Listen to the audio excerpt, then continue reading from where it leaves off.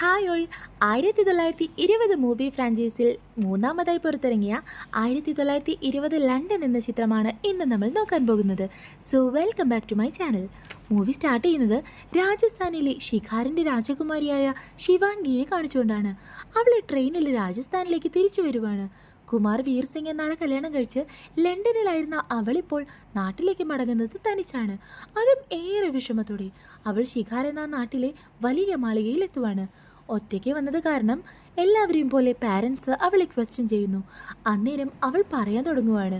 മാരേജിന് ശേഷം നിയമ പഠനത്തിനായാണ് ഹസ്ബൻഡ് ലണ്ടനിൽ പോകുന്നത്. കൂടെ ശിവാംഗിയും ഉണ്ടായിരുന്നു. എക്സാം ഒക്കെ കഴിഞ്ഞ് റിസൾട്ട് വരാറായി നിൽക്കുന്ന സമയം. അങ്ങനെ അവരുടെ ലൈഫ് വളരെ കളർഫുള്ളായിട്ട് പോകുന്ന ആ സമയത്താണ് അവനൊരു കൊറിയർ വരുന്നത്. സുബൈദാർ ബൻസാരിലാൽ അവനൊരു മാല ഗിഫ്റ്റായിട്ട് അയച്ചിരിക്കുവാണ്. അത് കണ്ട് അവർ ഒരുപാട് സന്തോഷിക്കുന്നുണ്ട്. എന്നാൽ ഒരു രാത്രി ആ മാലയ്ക്കകത്തു നിന്നും ഒരു കറുത്ത പുക പോലെ എന്തോന്ന് വരാൻ തുടങ്ങുന്നു.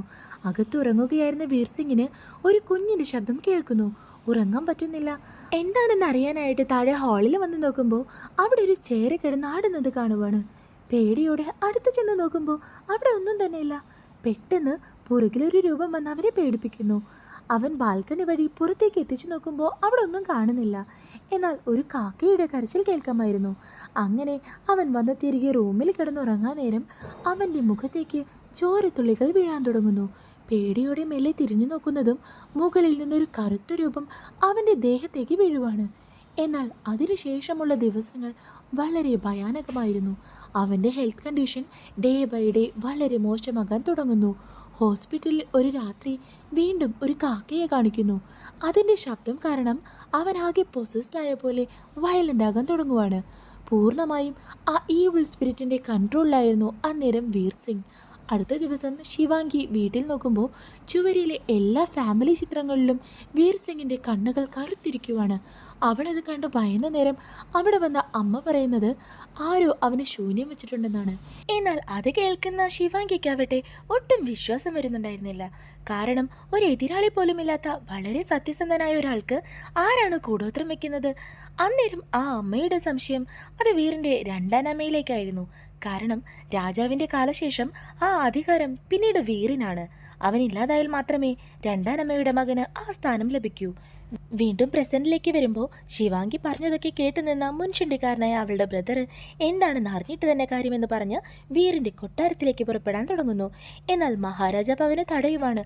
കാരണം ഇത്രയൊക്കെ ചെയ്തിട്ടുണ്ടെങ്കിൽ അവരൊരിക്കലും തന്നെ അതവർ ചെയ്തു എന്ന് സമ്മതിക്കില്ല എന്ന് അയാൾക്കുറപ്പായിരുന്നു. അതുകൊണ്ട് തന്നെ വീർ സിംഗിനെ രക്ഷിക്കാനായി ബാബയുടെ അടുത്തേക്കാണ് പോകുന്നത്. ഇനി ബാബയ്ക്ക് മാത്രമേ ആ കൂടോത്രം വെച്ചതിൽ നിന്നും അവനെ മോചിപ്പിക്കാനാകൂ. അങ്ങനെ ബാബ വീറിൻ്റെ ഒരു ഫോട്ടോയും ഒരു കണ്ണാടിയും എടുത്ത് ചടങ്ങുകൾ ചെയ്യാൻ തുടങ്ങുവാണ്. അയാളുടെ മന്ത്രങ്ങൾ കേൾക്കുമ്പോൾ ഒത്തിരി കാക്കകൾ ഉറക്കെ കരയാൻ തുടങ്ങുന്നു. വീറിൻ്റെ ചിത്രത്തിലെ കണ്ണുകൾ അന്നേരത്തേക്ക് കറുത്തതാകുന്നുണ്ട്. പെട്ടെന്ന് ആ കണ്ണാടിക്കുള്ളിൽ നിന്നും ഒരു കൈ വന്ന് ബാബയെ വലിച്ചകത്തു കൊണ്ടുപോകുവാണ്. കുറച്ചു നിമിഷത്തിനുള്ളിൽ തന്നെ ആ കൈകൾ അയാളെ പുറത്തേക്ക് വലിച്ചെറിയുന്നു. പേടിച്ചുപോയ ബാബയാവട്ടെ ആ ദുഷ്ടാത്മാവിൻ്റെ ശക്തി വളരെ അധികമാണെന്നും ഇനി എന്തെങ്കിലും നടക്കണമെങ്കിൽ മറ്റൊരു ബാബയ്ക്ക് മാത്രമേ സാധിക്കൂ എന്നാണ് പറയുന്നത്. എന്നാൽ ജയ്സിംഗ് എന്ന ആ ബാബയുടെ പേര് കേട്ട ആ കുടുംബം ഒരുപോലെ ടെൻസ്ഡ് ആകുവാണ്. എന്നാൽ എന്തുകൊണ്ടാണ് ആ പേര് കേട്ട് എല്ലാവരും ഞെട്ടിയതെന്ന് ശിവാംഗിക്ക് മനസ്സിലാകുന്നില്ല. അതെന്താണെന്ന് അറിയാനായിട്ട് അവൾ വേഗം ചെന്ന് കുതിരാലയത്തിൽ നിൽക്കുന്നൊരു പണിക്കാരനോട് ചോദിക്കുവാണ്. അന്നേരമാണ് ആ ബാബ മറ്റാരുമല്ല താൻ മുൻപ് പ്രണയിച്ചിരുന്ന അതേ ജയ്സിംഗ് ആണെന്ന് അവൾ തിരിച്ചറിയുന്നത്. അന്നേരം ജയ്സിംഗ് ആരാണെന്ന് നമുക്ക് കാണിക്കുന്നു. അയാൾ ഒരു വീട്ടിലെ പ്രേതബാധ കൂടിയ പെൺകുട്ടിയെ സഹായിക്കാനായിട്ട് വന്നിരിക്കുവാണ്. എന്നാൽ കുറച്ചു സമയത്തെ കഠിന പോരാട്ടത്തിനൊടുവിൽ തൻ്റെ താന്ത്രിക വിദ്യയുടെ ശക്തി കൊണ്ട് അവൻ ആ കുഞ്ഞിനെ രക്ഷിക്കുന്നു. ആ കുടുംബം അവന് തക്ക പ്രതിഫലം നൽകിയെങ്കിലും അതവൻ നിരസിക്കുകയാണ്. കാരണം അവൻ്റെ ഗുരു ആ വിദ്യ അവന് നൽകിയത് പാവപ്പെട്ടവരെ സഹായിക്കാനായിരുന്നു. അന്നേരം അവിടെ എത്തിയ കൊട്ടാരത്തിലെ പണിക്കാരൻ ജയനെ കാണാനായിട്ട് ശിവാംഗി ആഗ്രഹിക്കുന്നുണ്ടെന്ന് പറയുവാണ്. എന്നാൽ അവൻ അതിന് സാധിക്കില്ല എന്ന് പറയുന്നു. അപ്പോഴാണ് ഫ്ലാഷ് ബാക്ക് കാണിക്കുന്നത്. ജയും ശിവാംഗിയും പ്രണയിക്കുന്ന സമയം. ആ പ്രണയം കൊട്ടാരത്തിൽ അറിഞ്ഞാൽ സമ്മതിക്കില്ല എന്ന് ഇരുവർക്കും അറിയാമായിരുന്നു. കാരണം ഒരാൾ രാജകുമാരിയും മറ്റൊരാൾ വളരെ സാധാരണക്കാരനുമായിരുന്നു. എന്നാൽ അവർക്കിടയിലെ പ്രണയം ഒരു പോറൽ പോലും ഏൽക്കാതെ മുന്നോട്ട് പോയി. അങ്ങനെയിരിക്കെ ഒരു ദിവസമാണ് ശിവാംഗിയുടെ തന്നെ ഒരു ബന്ധുവായ റാണ സാബ് അവരുടെ ബന്ധം കാണുന്നത്. എന്നാൽ അയാൾ ആ അവസരം മുതലെടുത്ത് ശിവാംഗിയെ ബ്ലാക്ക്മെയിൽ ചെയ്ത് അവൻ്റെ ഇഷ്ടത്തിന് വഴങ്ങാനായിട്ട് ആവശ്യപ്പെടുവാണ്. എന്നിട്ട് അവളെ ഉപദ്രവിക്കാനും തുടങ്ങുന്നു. എന്നാൽ കറക്റ്റ് ടൈമിൽ അവിടെ വന്ന ജയ് അയാളെ അടിച്ചിടുന്നു. പക്ഷേ അവിടെ നിന്നും രക്ഷപ്പെട്ട അയാൾ ജയ്ക്കെതിരെ കേസ് കൊടുക്കുകയാണ് ചെയ്യുന്നത്. എന്നാൽ കേസ് കോടതിയിലെത്തിയപ്പോഴോ ശിവാംഗി പക്ഷേ ഒന്നും സംഭവിക്കാത്തതുപോലെ അവൻ പറഞ്ഞതെല്ലാം നുണയാണെന്നും മറിച്ച് ജയ് ആണ് അവളെ ഉപദ്രവിക്കാൻ ശ്രമിച്ചതെന്നും പറയുന്നു. മാത്രവുമല്ല, തന്നെ രക്ഷിക്കാൻ വന്ന റാണ സാബിനെ അടിച്ചിട്ടതും ജയ് ആണെന്ന് മൊഴി കൊടുക്കുവാണ്. എന്നാൽ ഇതൊക്കെ കേട്ട അവൻ ആ നിമിഷം തകർന്നു പോകുന്നു.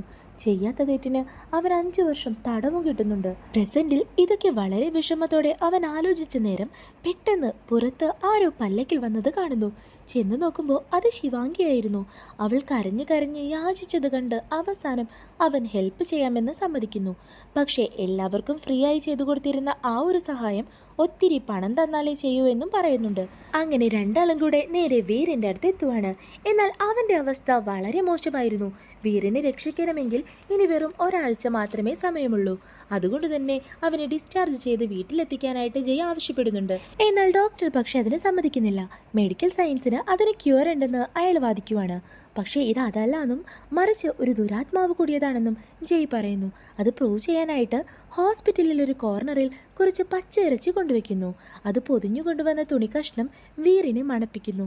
അന്നേരം വീറാവട്ടെ ആ മണം പിടിച്ച് വളരെ ക്രീപ്പിയായി തലതിരിച്ച് തറയിൽ കൈയും കാലും കുത്തി അങ്ങനെ ഇഴഞ്ഞു പോകുവാണ്. ആ ഇറച്ചി ഇരിക്കുന്ന സ്റ്റോർ റൂമിലേക്കാണ് പോയത്.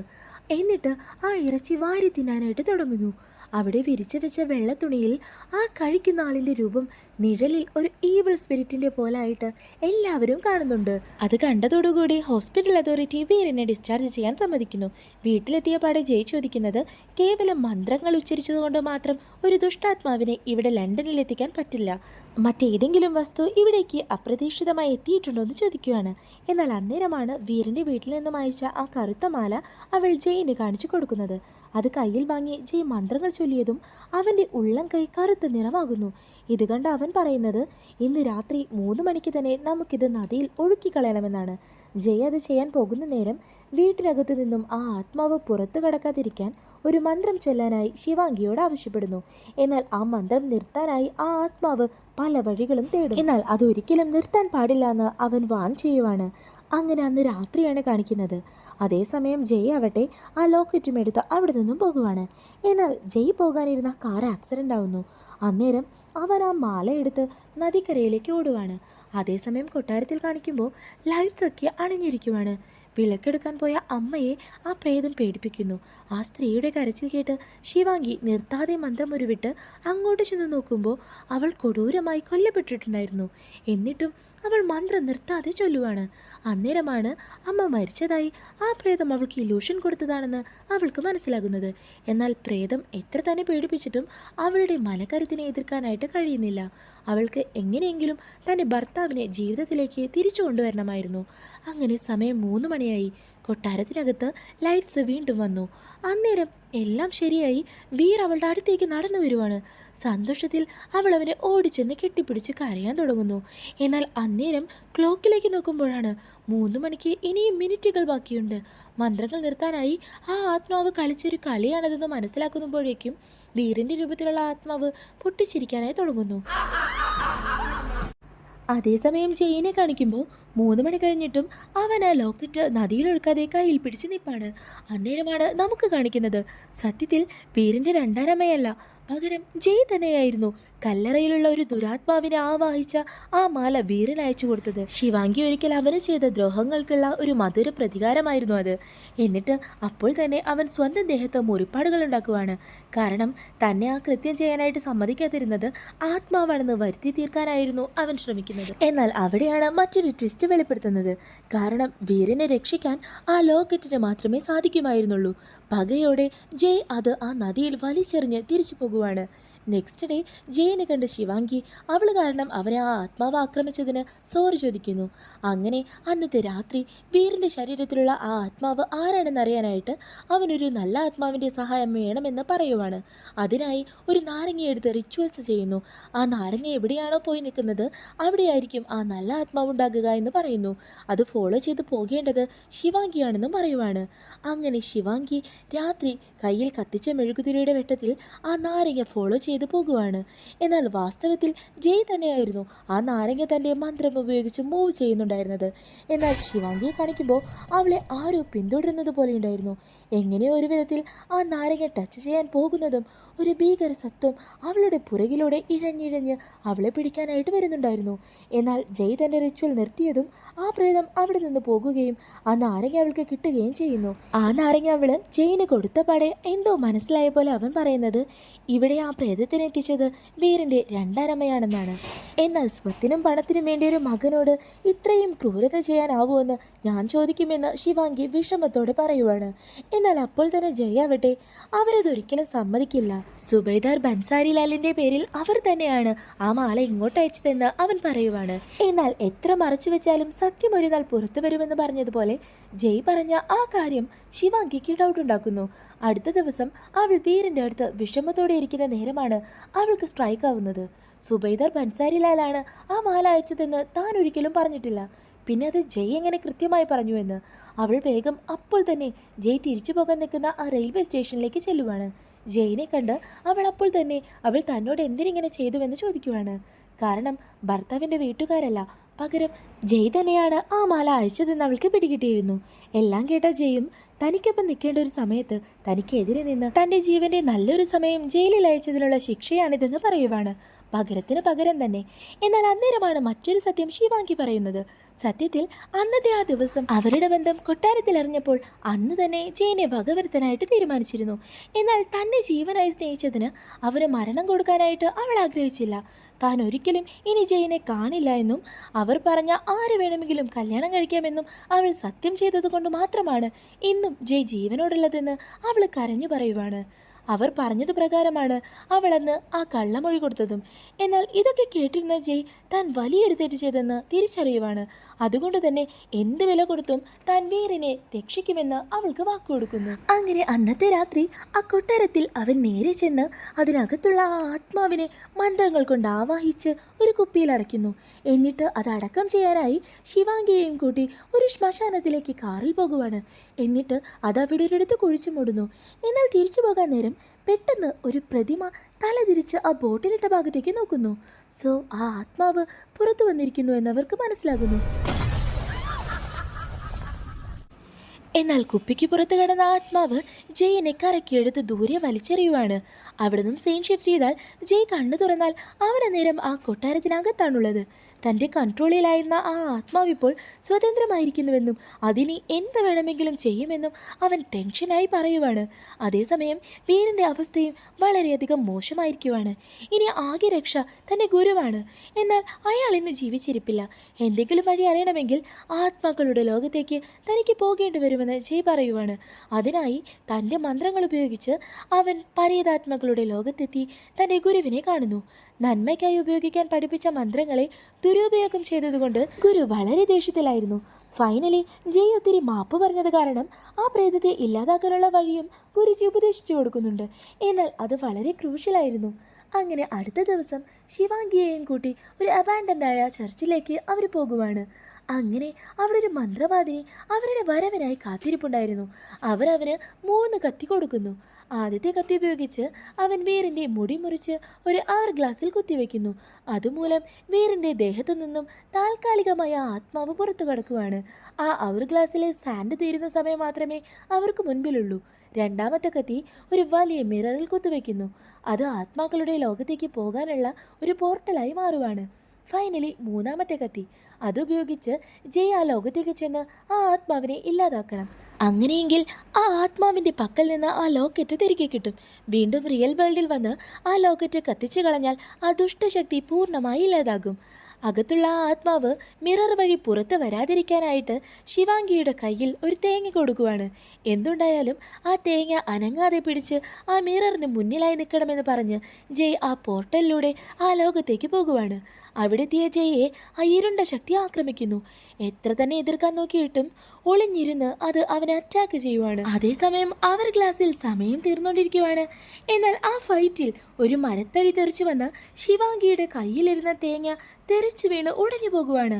അകത്തുള്ള ജയുടെ ബോധവും പോയിട്ടുണ്ടായിരുന്നു. എന്നാൽ അന്നേരം പെട്ടെന്ന് കണ്ണു തുറന്ന ജയ് സർവ്വശക്തിയും എടുത്ത് തന്റെ കയ്യിൽ കരുതിയിരുന്ന മന്ത്രിച്ച തകിടുകൾ എടുത്ത് വലിച്ചെറിഞ്ഞതും മറഞ്ഞിരുന്ന ആ ആത്മാവ് അവിടെ തെളിഞ്ഞു വരുന്നു. ആ സെക്കൻഡിൽ അവൻ തന്റെ കയ്യിലിരുന്ന മാന്ത്രിക കത്തിയെടുത്ത് അതിനെ കുത്തുന്നു. അന്നേരം ആ ലോക്കറ്റ് അവൻ്റെ കയ്യിലേക്ക് കിട്ടുന്നു. അതെടുത്ത് അവൻ ആ മിറർ നോക്കി വരുന്നതും പെട്ടെന്ന് വേഗം അവൻ്റെ മുൻപിൽ ആ ആത്മാവ് ചാടി വീണ് അവൻ്റെ കഴുത്തിന് പിടിക്കുവാണ്. സർവ്വശക്തിയും എടുത്ത് ലോക്കറ്റ് അവൻ ശിവാംഗിക്ക് നേരെ വലിച്ചെറിയുന്നു. അത് കണ്ട ആത്മാവ് ജയിനെ വലിച്ചെറിഞ്ഞ് ആ ലോക്കറ്റ് നോക്കി ശിവാംഗിക്ക് നേരെ വരുന്നതും അവൾ ആ ലോക്കറ്റ് എടുത്ത് ഓടുവാണ്. എന്നാൽ കഷ്ടകാലത്തിന് എന്തോ തട്ടി അവൾ താഴെ വീഴുന്നു.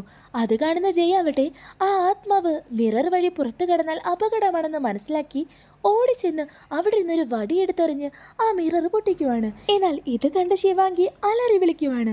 കാരണം അവൾക്കറിയാമായിരുന്നു ആത്മാക്കളുടെ ആ ലോകത്ത് നിന്നും റിയൽ വേൾഡിലേക്ക് വരണമെങ്കിൽ ആ പോർട്ടൽ അനിവാര്യമാണെന്ന്. അവൾ ആ ലോക്കറ്റ് തീയിലെറിഞ്ഞതും ആ ആത്മാവ് പൂർണ്ണമായി ഇല്ലാതാവുന്നു. ഒപ്പം തന്നെ വീര് പെട്ടെന്ന് നോർമലാവുകയും ചെയ്യുന്നു. പക്ഷേ പൊട്ടിയ കണ്ണാടി തുണ്ടുകളിലൊന്നിൽ എല്ലാം സന്തോഷത്തോടെ നോക്കി നിൽക്കുന്ന ജയിനെ കണ്ട് അവൾ പൊട്ടിക്കരയുവാണ്. ആ നിസ്സഹായതയിലും എല്ലാം നേരെയായി വീർ വന്നത് കണ്ട് അവൾ ഒരുപാട് സന്തോഷിക്കുന്നുമുണ്ട്. ഒരു പക്ഷേ അതേ അവസ്ഥ തന്നെയായിരുന്നു ജയിക്കുമുണ്ടായിരുന്നത്. ആത്മാക്കളുടെ ലോകത്തേക്ക് വീണ്ടും കാണിക്കുമ്പോൾ അവൻ അവിടെ തൻ്റെ പ്രണയിച്ചിരുന്ന ആ നല്ല മൊമെൻറ്റ്സ് ഒക്കെ ഓർത്ത് ഒരുപാട് ചിരിക്കുന്നുണ്ട്. ഒപ്പം തന്നെ തൻ്റെ ദുരവസ്ഥയോർത്ത് ഒരുപാട് കരയും ചെയ്യുന്നു. അങ്ങനെ 2 ആഴ്ച കഴിഞ്ഞു. കൊട്ടാരത്തിൽ തുണികളൊക്കെ അടുക്കി പെറുക്കി വയ്ക്കുന്നതിനിടയിൽ ശിവാംഗിക്ക് ഒരു പേപ്പർ കിട്ടുന്നുണ്ട്. ഗുരു ചെയ്യാൻ നിർദ്ദേശിച്ചിരുന്ന കാര്യങ്ങൾ ജയ് നോട്ട് ചെയ്തു വെച്ച ഒരു പേപ്പറായിരുന്നു അത് അവളെടുത്ത് വീറിനെ കൊണ്ടു ചെന്ന് കാണിക്കുവാണ്. അത് കാണുന്ന വീറും ശിവാംഗിയും ഒരുപോലെ ഞെട്ടുന്നുണ്ടായിരുന്നു. കാരണം അതിനകത്ത് ഒരു വലിയ സീക്രട്ട് ഉണ്ടായിരുന്നു. അത് നമുക്കൊരു ഫ്ലാഷ് ബാക്കായി കാണിക്കുവാണ്. സത്യത്തിൽ ജയ് ഗുരുവിനെ കണ്ടെന്ന് ആളവനോട് പറഞ്ഞത് ഒരേ ഒരു വഴിയാണ്. ഒരാത്മാവിനെ നൽകിയാൽ മാത്രമേ ആ ആത്മാവ് ഒഴിഞ്ഞു പോകൂ എന്ന്. സോ ശിവാംഗിക്ക് വേണ്ടി വീരനെ രക്ഷിക്കാനായിട്ട് ജയ് തന്നെ സ്വയം സാക്രിഫൈസ് ചെയ്യുവാണ് ഉണ്ടായത്. ഇത് കാണുന്ന 2 ആളും വളരെയധികം വിഷമിക്കുന്നു. എന്നിട്ട് ജയുടെ ഒരു ഫോട്ടോ എടുത്ത് അവരുടെ ഫോട്ടോകൾക്കിടയിൽ വയ്ക്കുവാണ്. അതായത് വീറും ജയ്യെ തൻ്റെ കുടുംബത്തിലൊരു അംഗമായിട്ട് അംഗീകരിച്ചിരിക്കുന്നു എന്ന് തന്നെ. ഇത് കാണുന്ന ശിവാംഗി ഒത്തിരി ഹാപ്പിയാകുന്നു. അതോടുകൂടി ആ നല്ല മൂവി അവിടെ ഉണ്ടാകുവാണ്.